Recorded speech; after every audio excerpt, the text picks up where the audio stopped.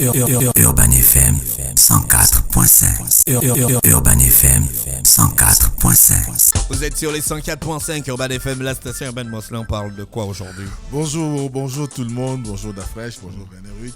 Nous parlons d'éducation. Vous savez que nous sommes à l'orée d'une nouvelle rentrée scolaire pour le 10, comme selon le calendrier qui avait été annoncé par le ministère de l'Éducation nationale lorsqu'il s'est agi de mettre les enfants en congé. Les enfants viennent de passer pratiquement un mois à la maison. Donc, pour pouvoir parler de ce sujet, on a décidé d'inviter des syndicalistes, notamment le secrétaire général du Sénat, le syndicat de l'éducation nationale. Il y avait également le secrétaire général de la FESENA, qui est la Fédération des enseignants de l'éducation nationale. Malheureusement, il n'est pas encore là. Peut-être qu'il nous rejoindra pour discuter un tout petit peu de long en large de tout ce qui tourne autour de cette rentrée, mais également d'aborder la question de la grève qui a été initiée par la coalition CONACYCED Sénat. Donc, on va y revenir de long en large. D'accord, on est avec M. Fridolin Vemessa. Bonjour, M. Fridolin Vemessa. Bonjour. Bonne année déjà. Merci. Et bonne santé. Bien pour moi. Merci. Vous avez toujours le même visage depuis que vous venez ici. Oui, mais je vieillis quand même un tout petit peu. Vous faites du sport? Oui, je fais du sport, je fais de la marche. Vous ne buvez pas trop d'alcool? Non, je bois de temps en temps. Pendant les fêtes, je bois, mais je me vois pas aller dans un bar m'asseoir et boire. Non. D'accord. Qu'en est-il de la rentrée scolaire le lundi? Bon, je ne saurais vous dire parce que tout dépend du gouvernement. Vous savez que la coalition Sénat CONACYCED est en grève et nous avons été contraints de nous reposer parce que le gouvernement a décidé de mettre les enfants en vacances anticipées. Donc, il vient de passer un mois. Et nous avons assemblée générale le samedi 8 janvier 2022 à l'école publique Martine Olabou demain. Donc pour décider de la conduite à tenir. Ça va. Vous allez aborder quel axe à cette assemblée générale? Nous allons faire le constat de tout ce qui a été fait pendant les vacances. Est-ce qu'il y a eu des avancées avec le gouvernement? Nous ferons le point. Est-ce que tous les enseignants qui avaient été suspendus de salaire ont déjà récupéré leur bon de caisse? On fera également le point. Et puis nous allons décider de la conduite à tenir pour la suite. Est-ce que vous avez rencontré le gouvernement? Le gouvernement, non. Nous avons rencontré notre ministre de tutelle le 21 décembre 2021 avec qui nous avons essayé de travailler pour envisager effectivement des voies et moyens pour une sortie de crise rapide. Malheureusement, les choses tardent à venir parce que nous lui avons fait des propositions concrètes qui consistent à établir un échéancier et aller devant le Premier ministre avec tous les ministres concernés par la situation pour que devant le Premier ministre, il puisse prendre des engagements fermes pour résoudre nos problèmes au courant de l'année scolaire 2021-2022. Est-ce que cette situation de vacances surprise là ne vous a pas un peu embêté dans le programme scolaire? Parce que vous êtes des enseignants aussi. Bien évidemment. Bon, vous voyez, l'école est déjà en mauvaise posture parce que les syndicats sont en grève. Donc, il y a déjà une perturbation. Et le fait de mettre en vacances anticipées les élèves ne fait qu'accentuer effectivement ce retard dont nous avons déjà accusé depuis la rentrée des classes. Est-ce qu'il n'y a pas de la mauvaise foi dans cette grève? De la part de qui? Des syndicalistes. Pas du tout. Parce que c'est ce que pensent les parents d'élèves et l'opinion en général. Et c'est ce que distille le gouvernement à l'opinion nationale. Or, on oublie qu'un travailleur pose un problème à l'employeur. Et l'employeur voit dans quelle mesure il peut satisfaire les besoins exprimés par le travailleur. Mais il se trouve que notre employeur, dès qu'on lui pose des problèmes, des revendications, il brandit l'aspect politique, grave politique, on cherche des problèmes, on est opposant, on est ceci, mais alors que parallèlement, il n'arrive pas à trouver des solutions aux problèmes posés. Donc les problèmes posés sont aussi simples que ça. Mais est-ce que ce n'est pas aussi la récurrence des mêmes revendications qui fait qu'aujourd'hui, l'État exprimerait peut-être un certain ras-le-bol de la part des mouvements initiés par les syndicats? Chaque rentrée scolaire, monsieur. Vous savez, chaque année, on vous reçoit pour parler de ces questions de... C'est pas possible quand même, à un moment donné. Tant qu'il y aura l'école, il y aura toujours des problèmes. Tant qu'il y aura les élèves, il y aura toujours des problèmes. tant qu'il y aura des enseignants, il y aura toujours des problèmes. Si le gouvernement veut éviter les problèmes, lorsqu'il envoie des enfants, les jeunes dans les écoles de formation professionnelle, c'est-à-dire à l'ENS et à l'ENI, l'État doit s'arranger à ce que lorsque les élèves entrent à l'ENS ou à l'ENI, qu'il leur octroie déjà les postes budgétaires. Quand ils sortent de ces écoles-là, qu'ils puissent être payés directement. Voilà ce qui manque. Il manque également que l'État, effectivement, tarde à satisfaire aux besoins exprimés par les enseignants. Parce qu'aujourd'hui, qu'est-ce qu'on demande? On demande la formation verticale, le perfectionnement. Parce qu'un enseignant, pour qu'il soit efficace, doit réactualiser ses connaissances et ses compétences. Or, un enseignant qui fait la routine n'est pas utile pour les élèves. Parce que j'entends dire que nous sommes, et nous l'avons suivi lors du discours à la nation du chef de l'État, qui a dit que les autres... On va y revenir. Ok. Donc, nous disons que nos problèmes doivent trouver des solutions et nous faisons des problèmes. Donc, nous faisons des propositions. Lorsqu'on pose un problème, on pose également à côté des pistes de solutions pour résoudre le problème. Mais il se trouve que le gouvernement, à chaque fois, nous promet effectivement de résoudre des problèmes. On signe des protocoles d'accord. In fine, le gouvernement ne tient pas à sa parole et ce qui fait en sorte que les grèves deviennent récurrentes en République gabonaise. Est-ce que vous avez eu gain de cause sur le mouvement de grève de l'année précédente?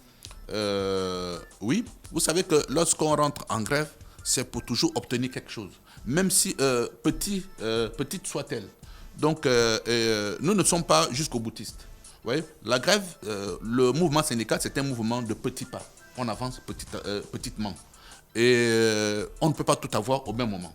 Donc, nous faisons tout pour que le gouvernement puisse satisfaire à la longue aux revendications.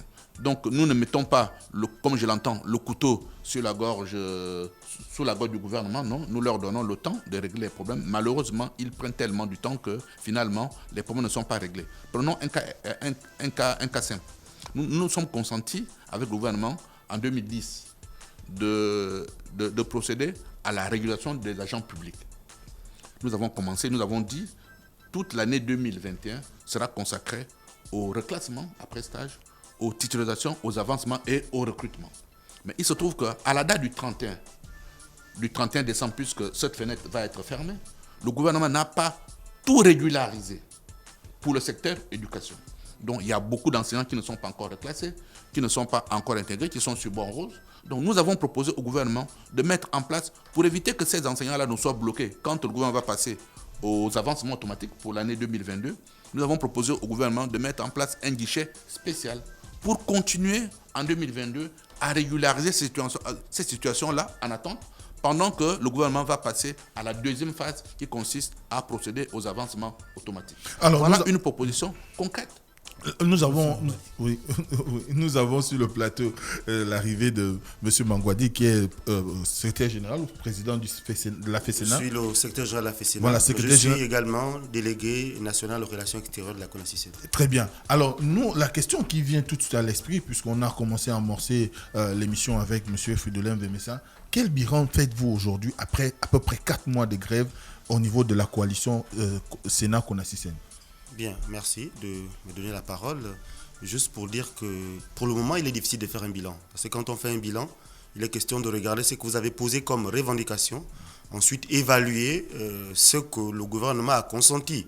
Mais pour le moment, comme l'a dit le camarade tout à l'heure, je suivais sur les ondes, nous ne sommes pas encore assis pour évaluer ce qui a été fait, pour savoir ce qui reste à faire.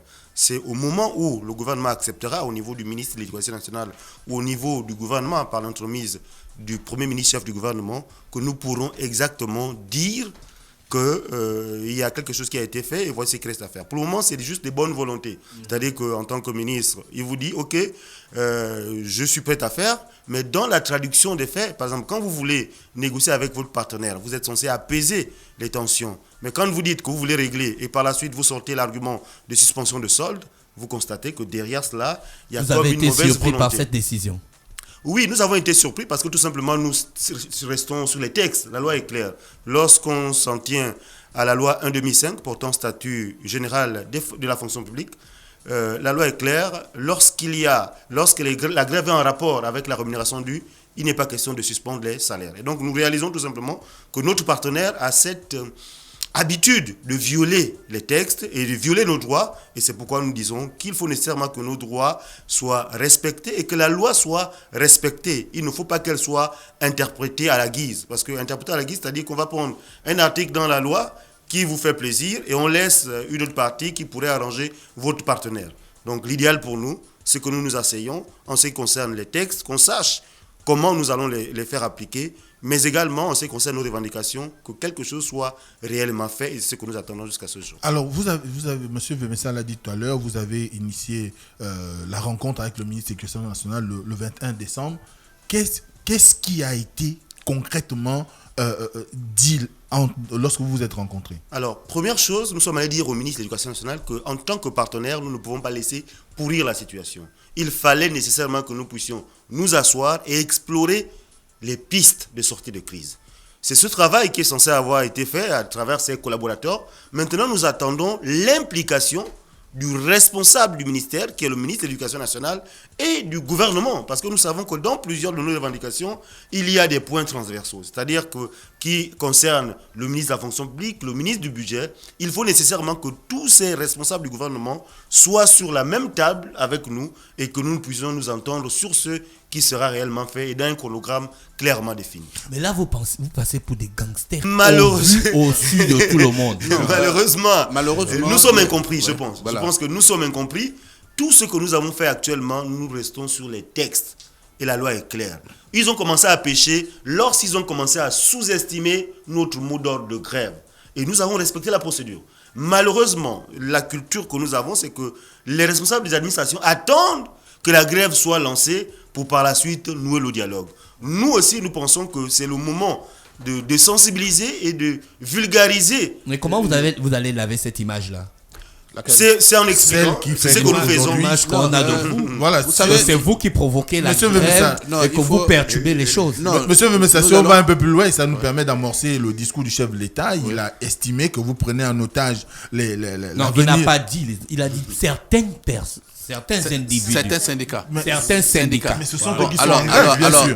Donc, vous prenez en otage l'avenir des enfants, mais également, in fine, vous êtes des irresponsables. Oui.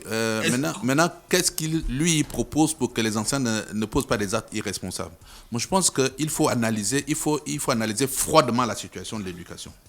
Le Gabon s'était engagé à devenir un pays émergent d'ici 2025. On est à 2 ans de 2025. Et cet objectif ne pourra pas être atteint.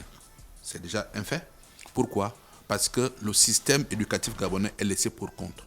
Pour former... Mais monsieur, vous avez organisé les états généraux de l'éducation, la task force sur l'éducation. Mais justement, aujourd'hui, on n'arrive pas à décoller. Parce qu'il manque de volonté politique. Parce que les responsables qui sont chargés de manager, de conduire ce projet, vraiment n'ont pas l'amour pour le pays. Parce qu'on met l'argent là où l'argent n'est pas utile. L'argent est utile dans l'éducation. Pour développer un pays, il faut investir dans l'éducation. Tous les pays qui se développent, c'est qu'ils ont développé leur système éducatif, qu'il est performant, qu'ils ont les cadres qu'il faut à tous les niveaux de l'administration, à tous les niveaux de la société, à tous les niveaux du monde économique. Donc, or, nous, qu'est-ce qu'on fait?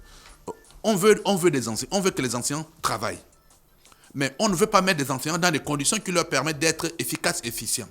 Parce qu'un enseignant que vous recrutez, comment pensez-vous qu'un enseignant qui est recruté et qui fait 3 ans sans être payé peut être efficace lorsqu'il sait que lorsqu'il va à l'école, il n'a rien à manger. Lorsqu'il rentre chez lui, il n'a pas payé la maison. Son fils ne peut pas manger. Sa femme ne peut pas avoir ne fût-ce que une petite somme d'argent pour s'occuper d'elle-même. Pour s'occuper d'elle-même. Voyez-vous, donc cet homme-là, logiquement, dans son esprit, il lui manque quelque chose. Il n'est pas responsable justement parce qu'il est incapable d'offrir à sa famille le minimum qu'il faut pour que cette famille-là soit digne. Donc, garder un enseignant dans cette situation-là, c'est l'amener non seulement à se prostituer, à vendre les notes et à devenir, comment qualifier? Donc, c'est l'État qui précarise les enseignants. Donc, un enseignant qui attend 10 ans pour être recruté, ou pour être avancé, ou pour être titularisé. Mais l'État est là, l'État voit bien que cet enseignant est utile pour moi. Mais l'État ne fait rien pour qu'il puisse capitaliser le potentiel qui est dans l'enseignant. Je pense que c'est un fait exprès.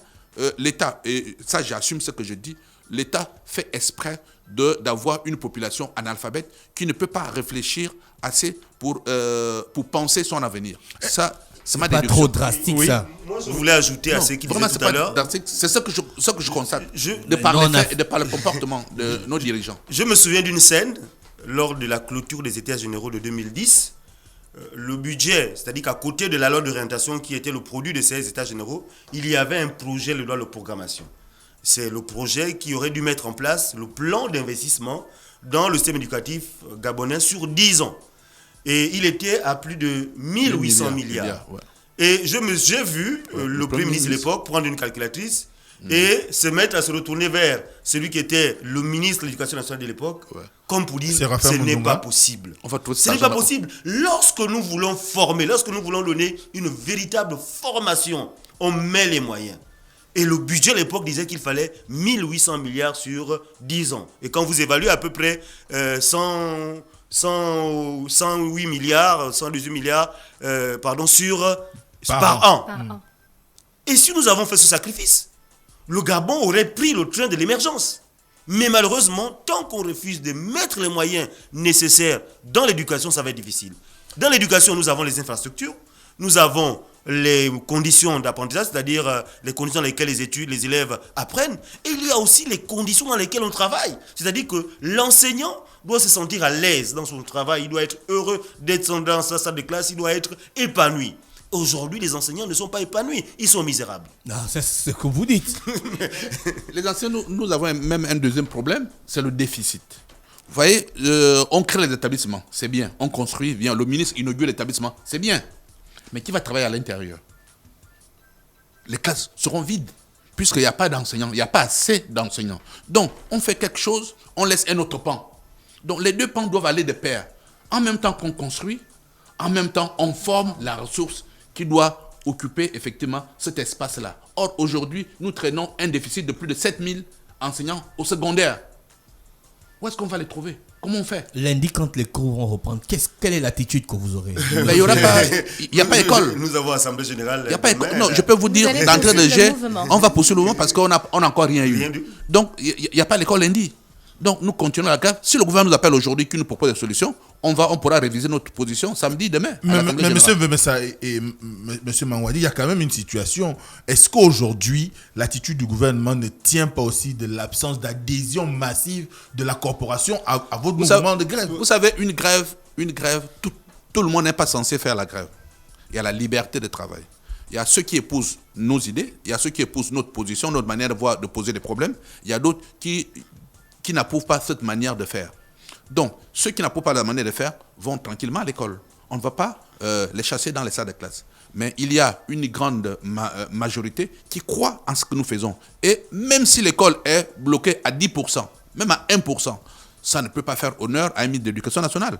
Parce que, vous savez, si vous pénalisez un élève de mon village à Kamsi, il ne va pas à l'école. Donc, en fin d'année, il ne pourra pas avoir la chance d'accéder en classe de 6e. Mais le tort à qui? Le tort au gouvernement, parce que le gouvernement n'a pas pu offrir à cet enfant-là la chance de s'épanouir.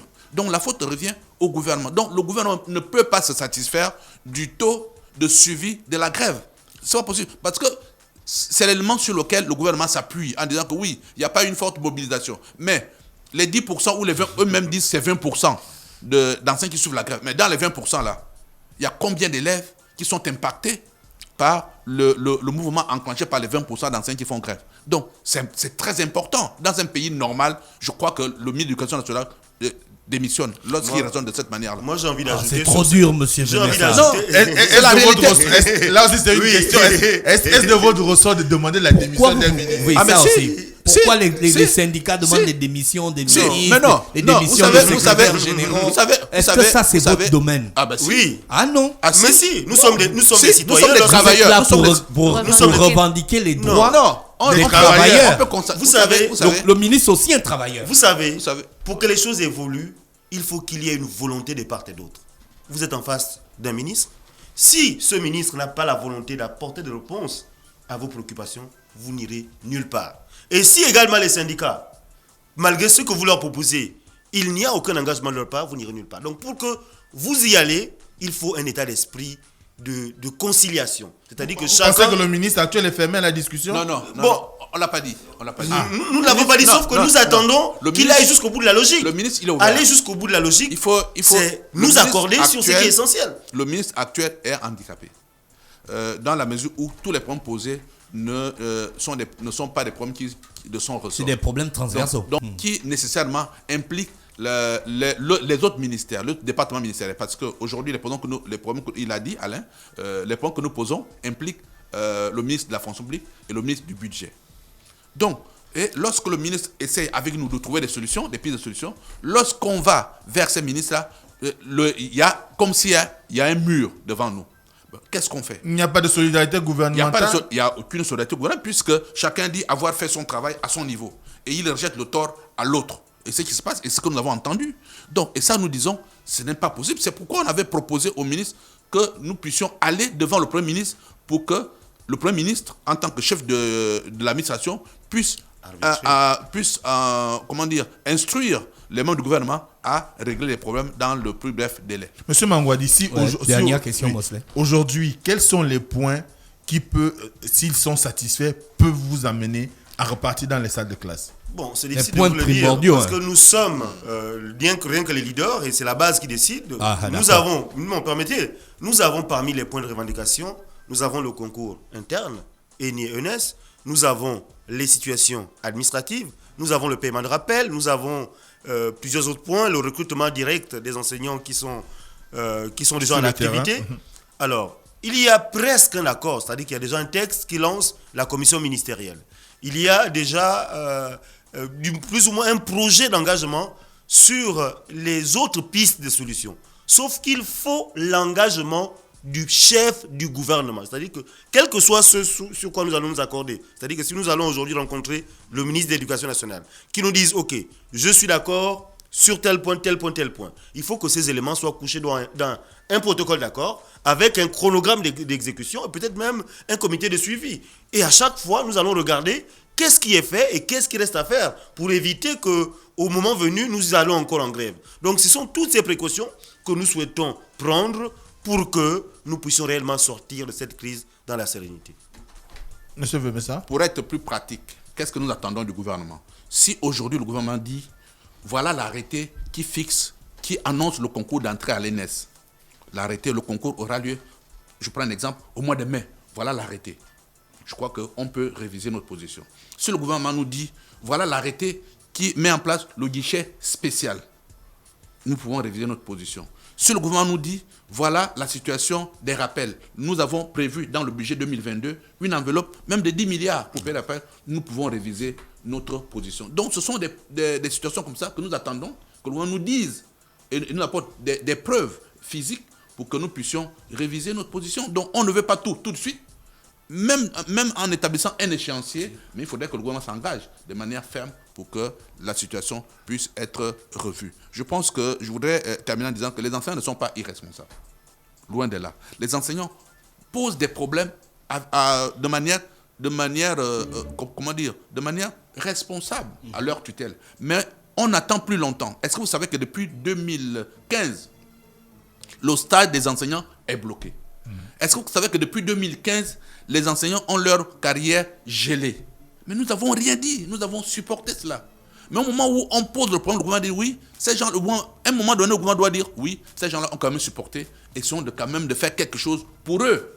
Je crois qu'on ne veut pas tout de suite, on veut que le gouvernement commence, donne l'impression de faire quelque chose pour que les enseignants disent que oui, en fait, supportons encore parce qu'ils ont commencé à faire. Je crois que c'est cette attitude que nous souhaitons que le gouvernement adopte. Mais le gouvernement, au lieu d'être conciliant, adopte une attitude belliqueuse en nous mettant sous bon de caisse et nous disons là-dessus, on ne peut pas l'accepter. Donc le gouvernement doit respecter la loi. Il ne peut pas nous demander à nous de respecter la loi quand lui-même viole cette même loi. Merci Mosley, merci Monsieur Mangouadi et Monsieur Fridolin Vemessa qui est avec nous ce matin dans le Fresh Morning. On vous souhaite de passer une bonne journée à l'écoute de nos programmes. Merci. Urban FM 104.5